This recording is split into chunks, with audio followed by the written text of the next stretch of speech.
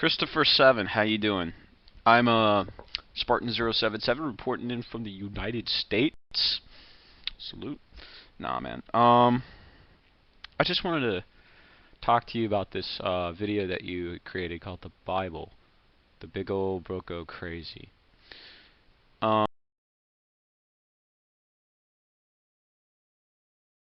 you have your assessment as to what it is you believe, whether or not the Bible is true.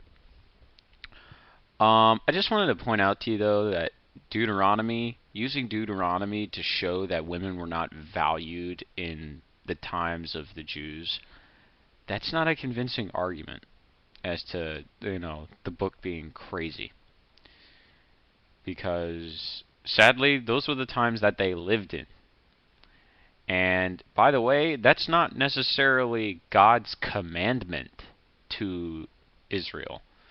That was, Deuteronomy was actually written by, let me find it here. I know it's here. I believe Joshua. Was it Joshua? Maybe Moses? Okay, it seems like Moses was the one that wrote it. So Moses writing this, understand right now that Moses basically was acting as, chief as far as talking with God. As to the laws of sexual immorality, basically, a lot of the times you had these situations that you're talking about. Generally, people screamed out. I mean, being in the city, people are generally going to hear you. Eventually, somebody would get mad and be like, hey, shut up. But then you'd be like, no, somebody's raping me. Oh, okay, let's call the police. Makes sense, doesn't it? Some girls, and I will admit this is where in the law it becomes flawed, some girls may be threatened with death and may not actually call out, but then later on they would have to explain that the person threatened them with death. And usually most of the time this is very hard to bring evidence of because nobody knows what happened. As to this whole thing, you need to understand usually that if it comes to the case that a person does not resist something like that, they probably want it. I really hate it. This is almost like when you have a 17-year-old girl and a 21-year-old guy, and the girl at the time, they sit there, they start doing stuff. Maybe the guy doesn't even know that she's not 18. But, they start doing stuff, and then later on she feels upset, so then she wants to say, hey, I'm 17, this is dumb. That's ridiculous. It's almost like that. So it's like, the girl could choose as to whether or not she actually wanted that later on in time. But I'm sorry. Most of the time, I will go ahead and say, like right now, a lot of rape victims will not initially say anything, and then on top of it, it's not reported. So generally, a lot of the rapes that you see that are noticed is only really the tip of the iceberg. And even when they are noticed, they may not be handled all that correctly. Generally because a lack of evidence is what I would like to say. Fact is, I want to be a crime investigator, and I need to know this stuff if I want to be a detective, especially a police detective. Dear God, I have to go through this stuff all of the time looking at the Bible. And I will say right now that I do not like it when people take everything as one person talking or God talking. Because guess what? It's a compilation of writings. Different people wrote different parts. And not everything that's being said in the Bible is necessarily being said by God. So you have to understand who it is that's talking, what time period they're talking from, and what particular type of situation that they're talking about. So I kind of really dislike it that you said that this was very negative of women.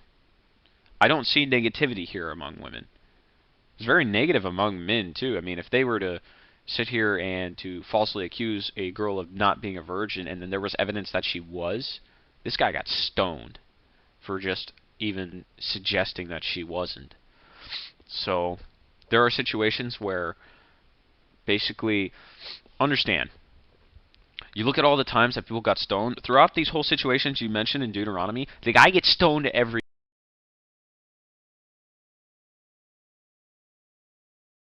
time. Okay, my camera's kind of slowing down. But she can get away from the stoning if she can prove her legitimate virginity, as in she can prove that she is still a virgin. Um, and usually that's very hard to do. Generally, the parents have to attest to it, and it seemed like if there was no legitimate evidence as to whether or not she was a virgin, she was not the only one that was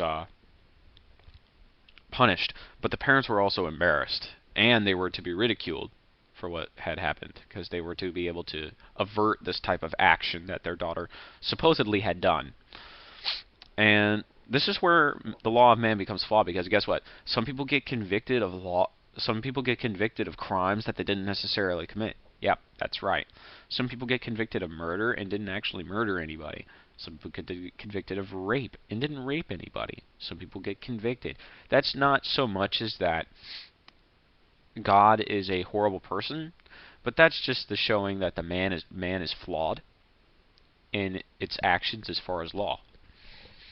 There's no other way around it. I look at this whole thing, and I will say, the idea here of a woman crying out in the city, generally to us that sounds bad, because a girl being threatened with death probably won't necessarily rise up to say, hey, I'm being raped.